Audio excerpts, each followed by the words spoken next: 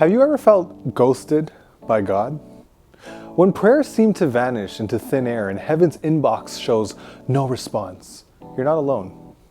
Join us as we explore these moments of divine silence, whether you're waiting for an answer, questioning if your prayers even matter, or wondering if anyone's listening at all. If you've ever felt stuck on spiritual red receipts, this conversation's for you.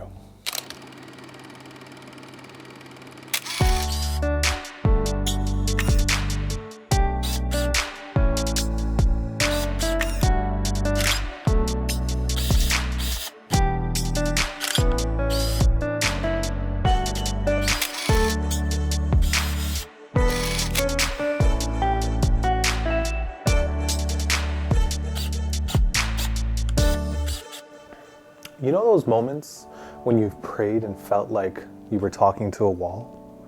Like your words were just hanging in the air, unanswered and unheard? It's one of the hardest feelings to wrestle with, the silence. Maybe you've been there. Maybe you're there right now. You've been praying for a breakthrough. You've been begging for peace. You've been pleading for healing or clarity or just some kind of sign that God hears you. And instead of answers, you're met with stillness and silence. It's unsettling, isn't it? When we talk to a friend or a family member, we expect some kind of response, a nod, a word, a gesture to show they're listening. But when it comes to prayer, we don't always get that instant feedback. And the silence can feel heavy. It can make us question everything. Is God even there? Does he care? Am I doing something wrong? These are the kinds of questions that creep in when the silence stretches too long. Maybe you've been praying for direction in your life, wondering which path to take, which decision to make, and instead of a clear answer, you feel stuck. You wake up every day with the same uncertainty, the same weight on your shoulders, and no sign that anything's about to change. Or maybe it's something more personal. You've been praying for healing for yourself or someone you love, and the situation seems to be getting worse, not better. You've poured out your heart, begged for a miracle, and yet nothing. Or maybe you're just praying to feel God's presence, to know he's near, to sense his peace in the middle of everything you're facing, but the silence feels like distance. It's in the moments like these that doubt starts to creep in. You might start asking yourself, why isn't God answering? Does he even care? You might even begin to compare yourself to others, wondering why their prayers seem to get answered while yours go unnoticed. And if we're being honest, the silence can start to feel personal. It can start to feel like rejection, like maybe God isn't paying attention to you. But here's something I want to tell you, and I hope that this sinks in. You're not alone in feeling this way. I've been there. I remember a time when I was praying for my wife to get a specific job that she had applied for. It wasn't just any job. It was one of those rare opportunities that felt tailor-made for her, something that could set the course for our future in a big way. She had worked so hard, pouring her heart and soul into the application process. She'd made it through every stage of the interviews, right down to the final decision. She was one of the last candidates standing. We were really hopeful. We prayed together, asking God to open this door. I remember thinking, this has to be it. Everything about this job feels right. But then the call came. They chose someone else. I'll admit, I was angry at God. I wasn't just disappointed. I was frustrated, confused, and hurt. I remember sitting there praying over and over, asking God, why? Why would you let her get so close only to take it away? Why would you let her hopes rise just to let them crash? It wasn't just about the job itself. We were in a season where money was tight, like really tight. The kind of tight where you're calculating every dollar, trying to stretch what little you have to cover bills that don't stop coming. This job could have been a lifeline for us, and yet, instead of answers, all I got was silence. The more I prayed, the louder the silence seemed to grow, and in that silence, the doubt started creeping in. I thought maybe I'm praying the wrong way. Maybe God isn't interested in helping me with this. Maybe I'm not worth his attention. But looking back on that time, I can see something that I couldn't see then. The silence wasn't the absence of God. It was an invitation to trust Him more deeply. It was a reminder that faith isn't always about getting the answers we want in the moment.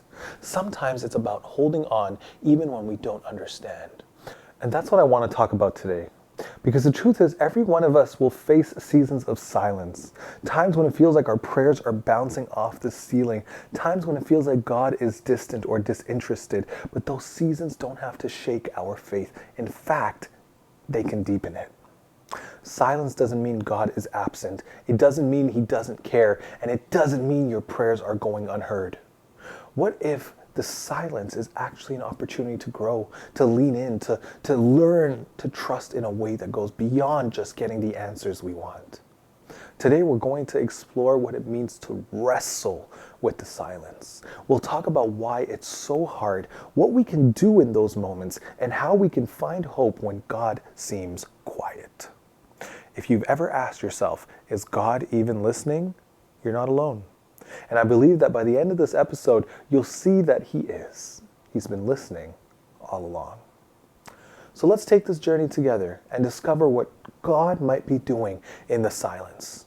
We're just getting started. When we come back, we'll dive into the real and raw emotions of silence as we explore how even King David wrestled with this question in Psalms chapter 13. Stay with us.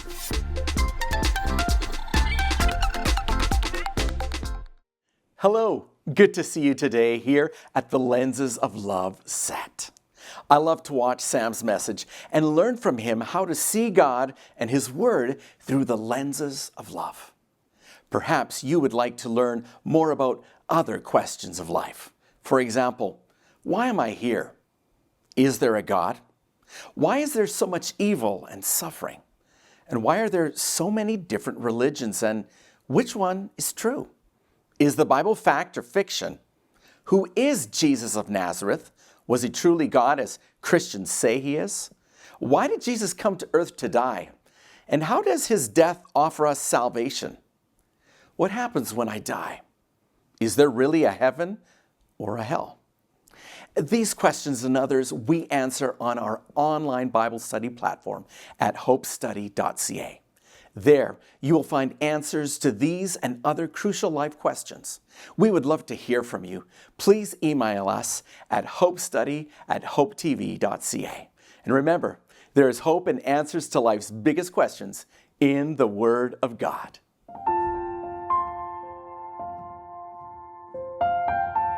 There's something about silence that feels so personal. When someone doesn't respond to a message or a call, it's easy to think, maybe I'm not important enough to them. And when we feel that same kind of silence from God, it cuts even deeper. That's why I love the raw honesty of the Bible. It doesn't shy away from these moments. It doesn't pretend that everyone who follows God feels an unbroken connection all the time. In fact, some of the most faithful people in Scripture experienced seasons where God felt distant, where their prayers seemed to go unanswered. One of those people was King David. David, who's often described as a man after God's own heart, was no stranger to the feeling of silence. In Psalms 13, we see him wrestling with it in a way that feels so relatable. He doesn't hold back. He doesn't try to sound polished or spiritual. He just pours out his heart. He says, "Oh Lord, how long will you forget me? Forever? How long will you look the other way? How long must I struggle with anguish in my soul, with sorrow in my heart every day? How long will my enemy have the upper hand?" You can hear the frustration, the desperation, and the longing for answers. David feels forgotten by God. He feels like God is turning away from him, and he's not afraid to say it. I think that's what makes this psalm so powerful. David's honesty gives us permission to be honest too. So often we feel like we have it all together, especially when it comes to our faith. We think we're supposed to be patient, to trust without question, to wait on the Lord, but with a smile on our face. But David shows us that it's okay to bring our unfiltered, raw emotions to God. And here's what's incredible. God doesn't rebuke him for it. There's no divine reprimand, no lightning bolt, no condemnation for asking, "How long, Lord?" Instead, this psalm is preserved for us in Scripture as a reminder that God welcomes our questions, our doubts, and even our frustrations. Have you ever felt like David did here? Maybe you've been praying for something, a solution to a problem, peace in your heart, or clarity about your future, and it feels like your prayers are just hitting a wall. When that happens, it's tempting to think that silence means absence. If God isn't answering, maybe he's not there. If I don't hear him, maybe he doesn't care. But the truth is, silence doesn't mean absence. It doesn't mean God has forgotten about you or turned away from you. It doesn't mean your prayers don't matter. In fact, silence is something we see time and time again in Scripture. Think about Job, who lost everything and wrestled with God's silence in his suffering. Or think about Joseph, who spent years in prison wondering when God would fulfill his promises. Even Jesus on the cross cried out, my God, why have you abandoned me?" Silence doesn't mean absence, but it's hard to remember in that moment. When David cries out, "How long?" It's not just a question, it's a plea for connection. He's struggling with what feels like distance, but he hasn't given up on the relationship. He's still talking to God, even though it feels like God isn't answering. And that's the first step for us too. When the silence feels unbearable, the temptation is to stop praying, to stop reaching out, to stop believing that God is there. But David's example shows us a different way. He doesn't stop. He keeps bringing his pain, his questions, and his frustrations to God. He keeps the conversation going, and that is what we need to do as well. Even when the silence feels overwhelming, we can keep talking to God. We can keep asking, keep seeking, keep knocking, not because we're trying to earn his attention, but because we trust that he's already listening. The silence doesn't mean the conversation is over. It means we're being invited to a deeper level of faith that holds on, even when the answers aren't clear. David's words remind us that it's okay to wrestle with silence. It's okay to ask hard questions, and it's okay to feel the weight of waiting, because God is big enough to handle our struggles, and he's close enough to meet us in the middle of them. When we're in a season of silence, it's easy to feel stuck. We cry out to God, but instead of clarity, all we get is more waiting. It's frustrating, it's lonely, and if we're honest, it can make us wonder if God is even there. But one of the most remarkable things about Psalms chapter 13 is how David moves through his silence. After his heartfelt cry in the first 2 verses, he doesn't walk away or give up. Instead, he keeps the conversation going. In verse 3, David says, "Turn and answer me, O Lord my God. Restore the sparkle to my eyes, or I will die." Even in his frustration, David is still talking to God. He's still asking for help. He's still hoping for an answer. That's not easy to do, especially when it feels like nothing is changing. But here's the truth about silence. It's often in those quiet seasons that God does some of his deepest work in us. Think about what happens when you plant a seed. For days, weeks, or even months, nothing happens. At least not on the surface. But beneath the soil, there's growth. The roots are spreading. The foundation is being laid. And eventually, that seed pushes through the ground stronger and healthier because of the time it's spent growing in the dark. Our faith can be like that too. When we don't see immediate answers, it's tempting to think nothing is happening. But beneath the surface, God is strengthening our roots, preparing us for what's ahead. David understood this on some level, and that's why he kept asking God to step in, even when it felt like God wasn't listening. His prayers were raw and honest, but they were also persistent. Persistence in prayer doesn't mean nagging God until he gives us what he wants. It's about staying connected with him, even when we don't understand what he's doing. It's about trusting that he's working even when we can't see it. One of the best examples from this comes from John chapter 11, the story of Lazarus. When Lazarus became sick, his sisters, Mary and Martha, sent word to Jesus, asking him to come quickly. They believed that he could heal Lazarus, and they trusted him to show up. But instead of rushing to their side, Jesus delayed. By the time he arrived, Lazarus was already dead. Can you imagine how Mary and Martha must have felt? They had called on Jesus, the one person they knew could help, and he didn't show up in time. It must have felt like he hadn't listened, like he didn't care. But as the story unfolds, we see that Jesus wasn't ignoring them. He wasn't indifferent to their pain. He delayed because he had an even bigger plan, one that would reveal his power in an even greater way. Jesus raised Lazarus from the dead, and through that miracle, countless people came to believe in him. Mary and Martha's waiting wasn't wasted. And in the same way, our waiting is never wasted. God is always working, even when it doesn't feel like it. And that's why David's word in the final verses of Psalm 13 are so powerful. After pouring out his frustrations and asking God to step in, David says this, "But I trust in your unfailing love. I will rejoice because you have rescued me. I will sing to the Lord because he is good to me." David's circumstances haven't changed. He's still in the same situation he was in at the beginning of the psalm, but his perspective has shifted. Instead of focusing on what he doesn't see, David chooses to remember God's unfailing love. He looks back on the times God has rescued him before, and he clings to that hope. That's the kind of faith that grows in silence, the kind of faith that trusts God's character, even when his actions don't make sense. So what does this look like in your life?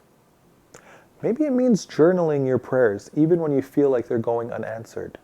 Writing them down can help you see patterns, moments where God has been faithful in ways you didn't recognize at first. Maybe it means finding ways to remember his goodness, reading scriptures that remind you of his promises, or talking to someone who can share their own stories of hope. Or maybe it's as simple as choosing to believe even when you don't feel it. Faith isn't always about feeling confident. Sometimes it's about making a decision to trust even in the uncertainty. David's journey in Psalm 13 reminds us that God's silence doesn't mean his absence. It's an invitation to trust him more deeply, to keep the conversation going, and to hold on to the hope that he is still good even in the waiting. After this quick break, we'll unpack what this means for us today and how we can find faith to trust God's plan even when the answers don't come right away. We'll be right back.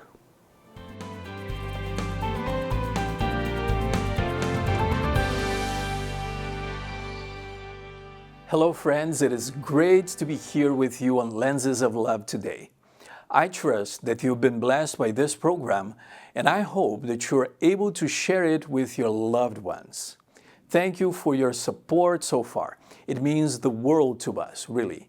And if you want to help us, if you haven't already partnered with us as an agent of hope, I briefly wanted to share with you how to do so.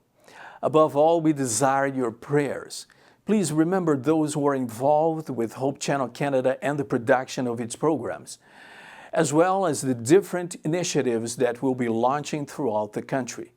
I also ask your prayers for the hearts of people all across Canada, that they will be open to learning that in Jesus there is more to life.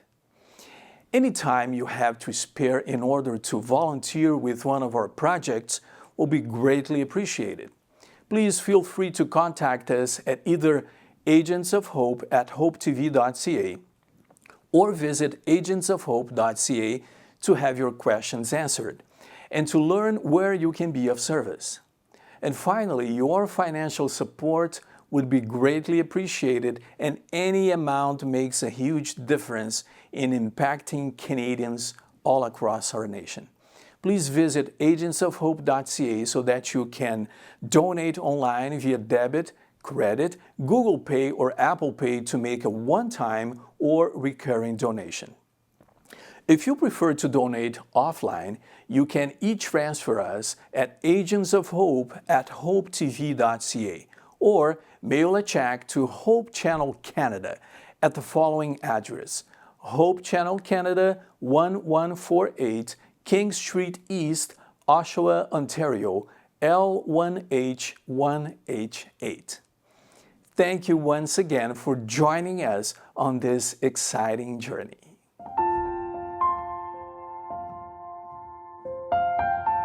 David's journey in Psalm 13 is so powerful because it feels real. He doesn't have to pretend to have it all figured out. He starts with frustration, moves to persistence, and ends with trust. But the beauty of his story is that it doesn't just stay in the pages of the Bible. It has so much to say about how we navigate seasons of silence in our own lives.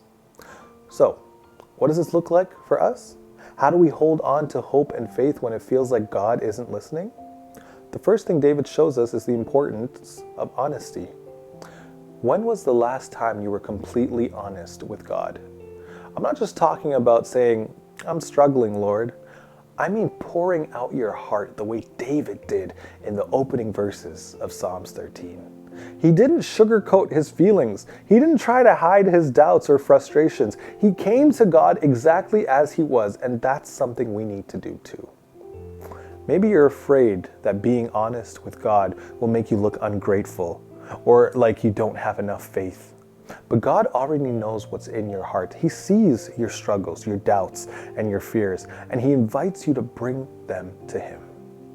The third thing David shows us is the importance of choosing trust. Trust is a choice. It's not always something you feel. It's something you decide to do. And sometimes that choice is the hardest when you're in the middle of silence. Think about it this way.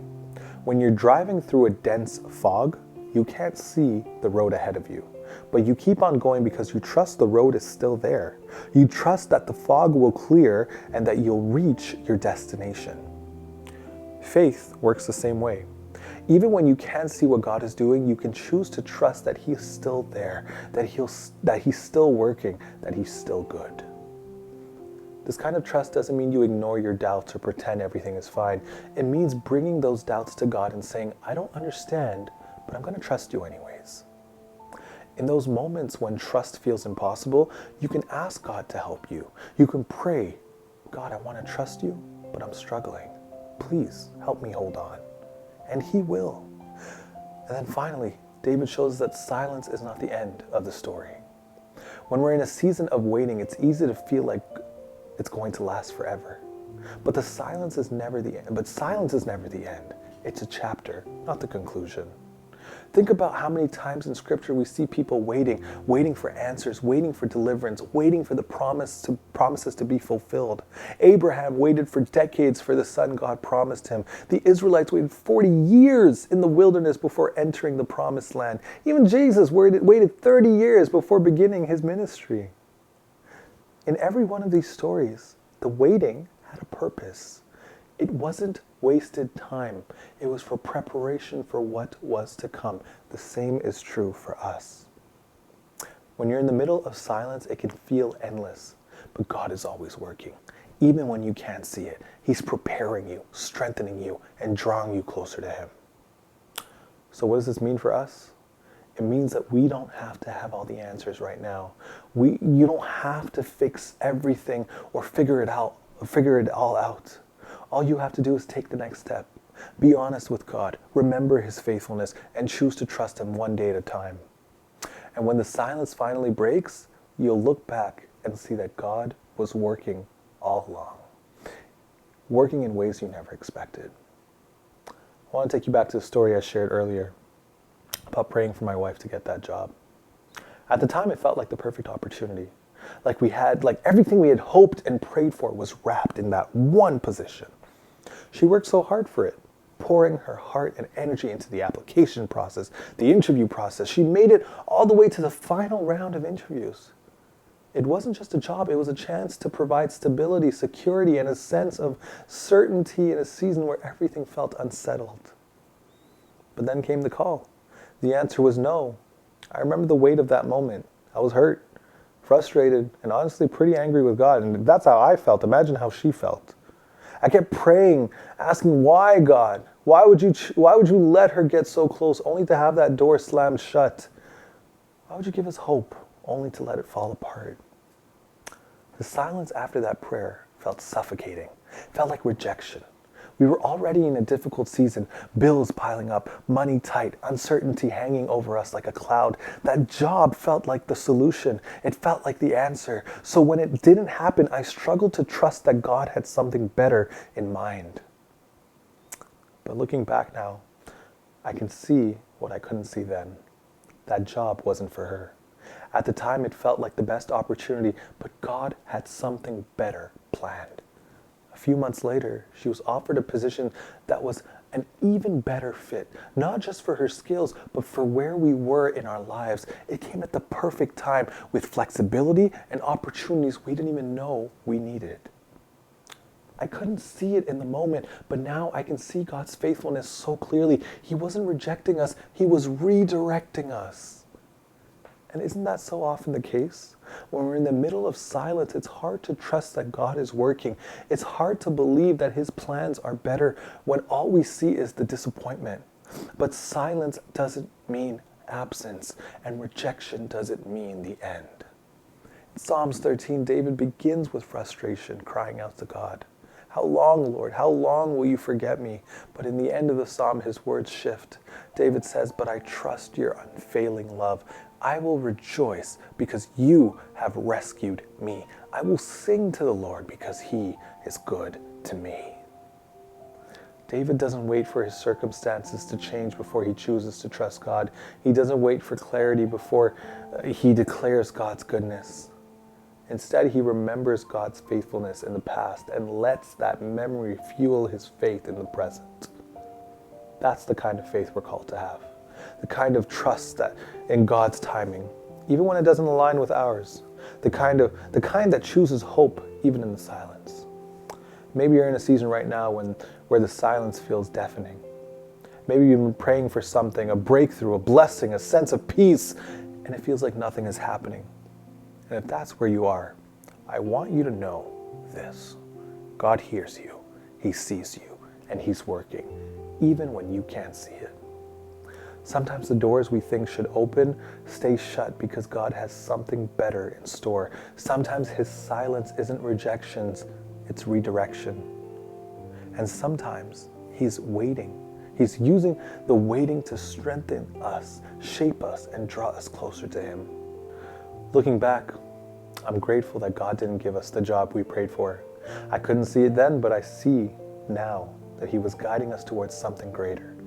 And I believe He's doing the same for you. This is what it means to see through the lenses of love. It's about trusting that God's perspective is so much bigger than ours. It's about choosing to believe that His plans are purposeful, His timing is perfect, and His silence is never without meaning.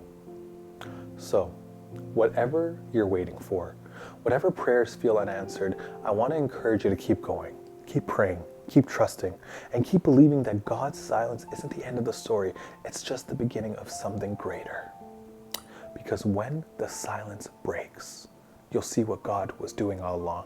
And through His love, you'll find peace, purpose, and the kind of hope that changes everything.